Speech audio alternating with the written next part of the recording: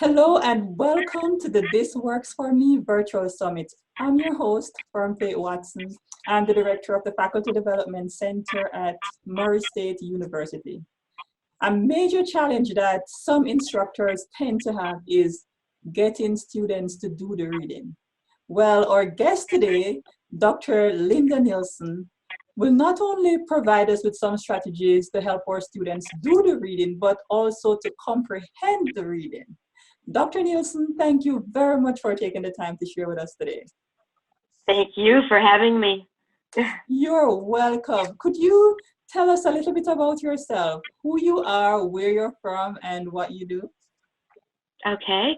I'm Linda Nilson, and I'm Director Emeritus of the Office of Teaching Effectiveness and Innovation at Clemson University in South Carolina.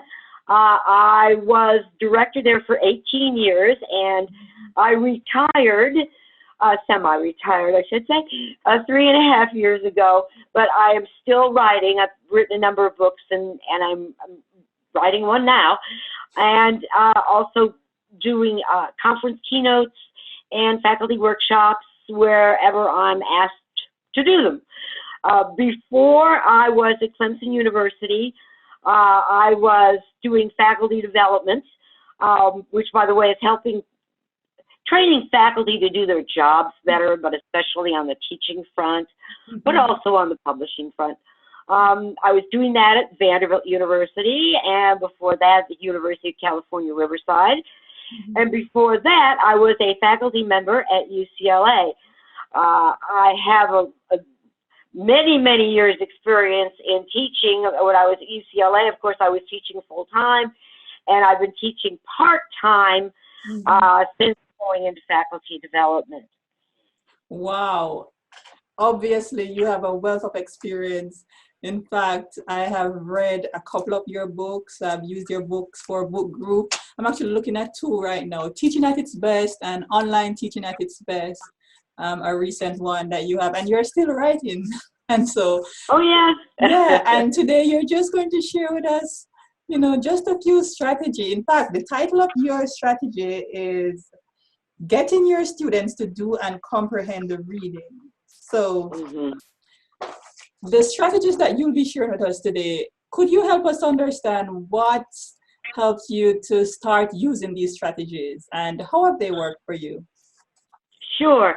It's interesting. When I first started teaching in 1975, a long time ago, through the first half of the 80s, students were doing the reading, and most of them were anyway. I mean, the vast majority, and we could have discussions in class, we could do activities in class, and it was wonderful. So there was a period of time when I was only teaching graduate students, and then I went back to teaching undergraduates around 1994, and they weren't doing the readings. At least most of them were not doing the readings. And I figured, I've got to do something because we're not having discussions. They're really falling flat. And so I had a very frank conversation with my class. And they told me, no, we're not doing the readings. We don't think we have to. We don't, why? Why do we have to do this? This is not something that we had to do in high school, so why should we have to do it now? So they were giving me a number of reasons why they weren't doing the readings. They just figured they could catch up or whatever, whenever, before the exam or whatever. And so I knew I had to do something to change their mentality so we could have our discussions. They just wanted me to lecture the readings, right? And so I did. And I started making little assignments around the readings, what we now call it from the self-regulated learning literature, reading wrappers. They're little assignments that wrap around the readings. And I started with something very simple, like just some questions, some reflective questions. Like, well, what do you think is the most important point, or the most valuable point in the readings, or the most surprising, or the most useful? What did you understand the least?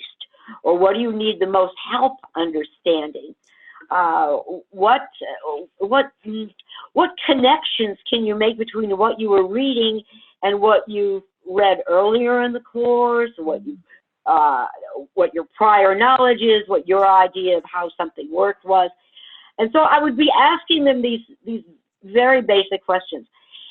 As I got more into this issue, I started broadening my repertoire of questions to ask them or assignments to give them of these wrappers. And I read in the cognitive psychology literature about a technique, a three-stage technique: read, recall, review, where students do the readings. I ask them, okay, do the readings, and then when you're done, close the book and just write down everything that you can recall, and then go back over the readings to find out what you didn't recall, what you forgot, or what you misunderstood, and then do this recall exercise again. And this was an exercise that I found was particularly good when I wanted students to just remember material out of the readings. And it just great remembering factual material. This is where most of the research on this was done in cognitive psychology. So I knew what the purpose of this would be. So I started getting students, for at least some of the readings, to do that exercise. And I wanted them to hand this in to me. All this stuff had to be handed in to me. Not that I was grading it, but I was checking it in, and they'd be getting like a point for doing it. Okay. But nothing fancy, nothing that would take too much of my time. And then I found out about visuals. And so when students had particularly difficult material or conceptual level, abstract material, I would have them draw the material. And when I was saying drawing the material, it might, depending upon the material, I might have them do a flow chart to show a process or a procedure. I might have them do a concept map if the materials seem to be amenable to hierarchical organization. I might have them do a compare and contrast matrix. I might have them do draw a cycle. I might have them do a concept circle diagram, like a Venn diagram, whatever seemed to be most suitable for the material. So anyway, so I was trying these different things, and it worked. I mean, it really, really worked. And even the simple reflections got students, first of all, to do the readings, but more than that, they were doing better on the tests, a lot better on the tests, partially because they were just doing the readings, but partially because they were actually thinking about the readings that they were doing.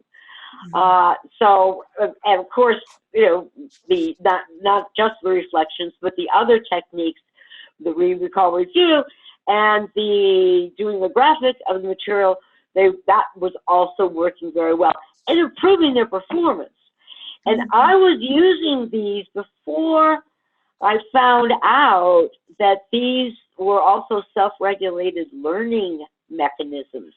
So I wasn't originally calling them reading wrappers. Now I call them reading wrappers because this is a term I learned in that literature. But it worked extremely well. What was interesting is I found out that I wasn't the only one having problems with students doing the readings. There was an article published in 2001 by Birchfield and Sappington, and they did a 2-period test of how many students seem to be doing the readings based on pop quizzes. And they found out that in 1981, when I was I was first teaching, that 80% of the students seemed to be doing the readings because they did well in the pop quizzes. And then in 1997, they repeated this study and found out that only 20% of the students were doing the readings. I was happy to find this out simply because I didn't feel alone. You know, this was a broader problem. But, you know, they published this in 2001, and I didn't stumble on it until 2002 or 2003. But anyway, I realized, okay, this is more a problem of changes in generations of students, it seemed. So then I started realizing, hey, I need to tell faculty about these techniques. I need to tell them that their students probably aren't doing the readings, but there are things that you can do to help your students not only do the readings, but also to comprehend the readings more. So this is when I started integrating these techniques into workshops I was doing. You know, literally I called them, how to get your students to do the readings. And some of them then I branched out into how to get your students to do and comprehend the readings. And faculty were very excited about this and started using these techniques, and they started getting good results just like I did. But I will warn you that students today don't read as much as they used to, and I'm talking about like books and talking about academic materials. And so they have trouble reading. They don't read very well today. They also feel that, well, maybe they don't have to do this reading. Maybe they can get away with not doing this reading. And then we are part of the problem as well, because I think we forget that we used to cut corners as students as well when we were in college. And we tend to assign material that we liked as students. Well, we were some of the best students in college, right? We're not the people to compare our students to, okay, the A students. So we're giving readings that are too long and too difficult for our students. But more than anything else, we act like we don't expect the students to do the readings. We lecture the readings in class, right? This is crazy. We're not trying to sell the readings, and we're not holding students accountable for the readings. And by using these homework techniques, these reading wrappers, we are holding our students accountable. And we are rewarding them for doing the readings, even if it's just giving them a point for handing in what we're asking them to do. So thank you so much for sharing that. You really gave us some insights there. So help me understand, don't students have a problem doing these reading wrappers? Because after all, they take time. And if they don't, why don't they? Yeah, well, they don't. I mean, it surprised me too. Well, when I first started doing this, they had a problem with it. And then the second semester, I realized, oh, I need to tell them why I'm having them do this. And then they were fine with it. I said, look, your grades are going to improve. You're going to do better. First of all, you're going to do the readings, and we can have great discussions. We can have better classes. And sure enough, we improved attendance as well. So we're going to have a better time together. You're going to do better in the course. And besides, I'm giving you a point for doing this. You know, there are some students who do anything for a point, right? Anything at all. Even if they don't study for the 50-point midterm, they'll do anything for a point because they know they can get it. Students also found that these were short little assignments. They were no stress to low stress. I mean, it's just, a lot of these are just talking about, what's been going through your head, what you think the most important points are. There are no wrong answers, so there's no stress involved. But really telling them the benefits of what we're asking them to do, that solved the problem right there. Good. Thank you. So we're talking about getting students to do and comprehend the reading. Now, how do we know that students, even if they do it, that they comprehend it? Could you share some research with us to give us some evidence about these strategies? Certainly, yeah, and there is some research. First of all, I'll just tell you about one. It was small research, but it made an impact. A gentleman named Carl Worth, and I believe he's at Macalester College, and he was having his students do just the simple stuff, the reading reflections, and he, for each day, for each reading, he'd have them do 2 different reflections, and it might be, what's the most important point, and what did you find to be the most difficult point? Something like that. Or we might have them talk about their affective reactions when there was something that where students might have an affective reaction too. And this, by the way, was in earth sciences, just letting you know, was in a science. And he found that the students who did the highest quality reflections and did these reflections most regularly were all getting A's by the end of the course. I mean, it made a big difference in their grades. But this was a small study, and so I'm going to go to a macro study now. There's a gentleman named John Hattie who does what you would call meta-analyses, and what he and his team do is analyze meta-analyses, but a lot of them. So they do meta-analyses and meta-analyses. The latest research findings I could uncover were from 2017 on 1,200 meta-analyses of what enhances student learning. So this is from all levels, and so he wasn't choosy, but it was all about student learning. And when he was looking at pedagogies and teacher behaviors. Well, what he found was that techniques like reflections, writing reflections, and self-evaluations, which is what that read, recall, review is all, it's self-testing, it's self-evaluation, had a very, very strong effect on learning. He found that the effect size across all these meta-analyses was a 0.75. And what that means is that a 1 standard deviation in terms of the frequency or the depth of self-evaluation and reflection made a 0.75, 3/4 of a standard deviation difference in learning. That's highly substantial. And so that's evidence that the self-evaluation reflective techniques really do increase learning. Learning is comprehension, right? I mean, just doing readings doesn't mean anything if they don't understand what they're doing, but you learn by comprehension, right? Wow. Yeah. Thank you so much for sharing the Sure. research with us. I imagine that our viewers might be listening to you and they resonate with what you have shared, but some of them are still a bit hesitant to start using, assignment or reading wrappers. What would you say to them? So what are some first steps that they could do to get started? Okay, the simplest thing you can do is a couple of reflective questions. When you're doing this, just be sure you tell students, please, you've got to answer both of them, okay? And you have to answer them in so many words, a minimum word requirement, because that communicates to students what kind of depth you want.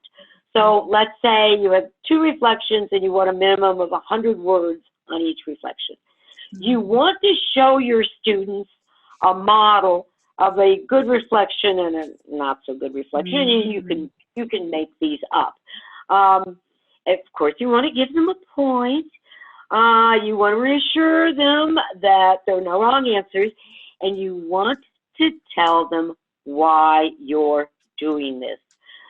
But these simple reflections, you can't go wrong, and students, again, won't mind them. When students realize they're doing better in your course, they're going to be happy about these things. And then you might want to try the read, recall, review. Then you might want to try the graphics.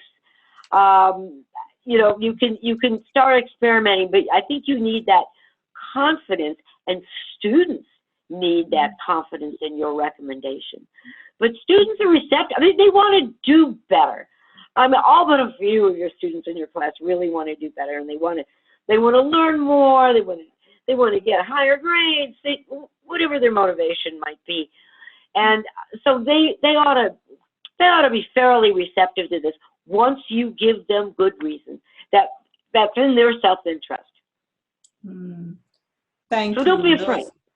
Yeah, I like what you said. They could start with reflection questions, then show students a model of doing it, give them a point or two. They love that. Sure. Tell them why, and just the fact that they know that it could help them to do better is good encouragement. Thank you so much for those pointers. Now, are there any helpful resources that you would recommend for our viewers to check out?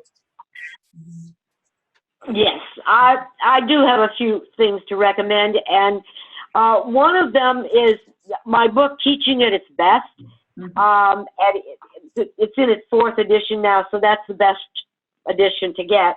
But it's especially chapters 20 and 21, where I talk about literally how to get students to prepare for class, readings being major thing. But now we're talking also about videos and podcasts. It's the same idea. But anyway, and then there's another chapter in there I recommend about self-regulated learning strategies, where I talk about these reading wrappers that I've talked about with you now, and other reading wrappers as well, because I just talked with you about a few. So and that's fine. So you can get that book. You can get the also my book on creating self-regulated learners that have a lot of techniques. Reading wrap. There's a whole chapter on reading wrappers that you might want to look at if you want more variety. But again, start simple, right? Start simple. Don't get too elaborate too quickly. But there are plenty of them.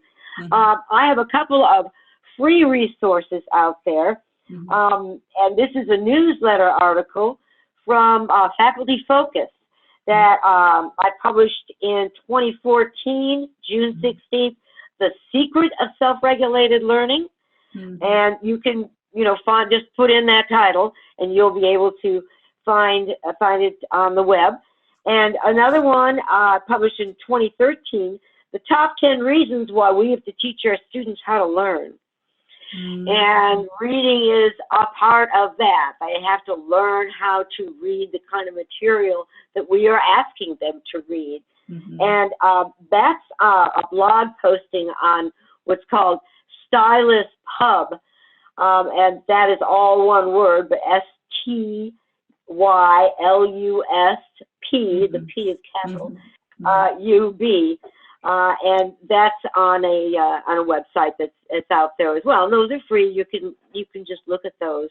But you can also, if you want to, you can Google how to get your students to do the readings, and who knows what might come up. But they're likely to be very helpful resources.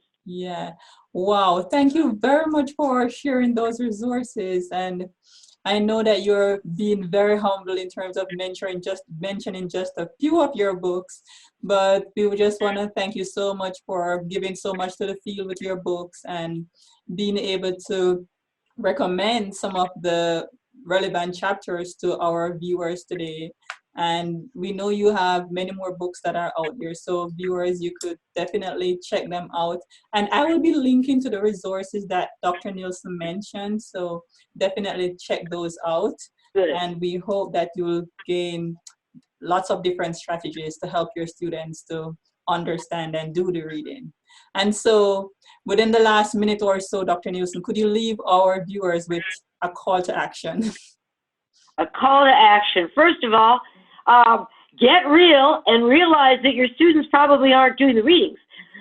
Stop lecturing the readings and just use a very simple technique, a very simple reading wrapper, and you will find that you will have better classes because your students will be better prepared.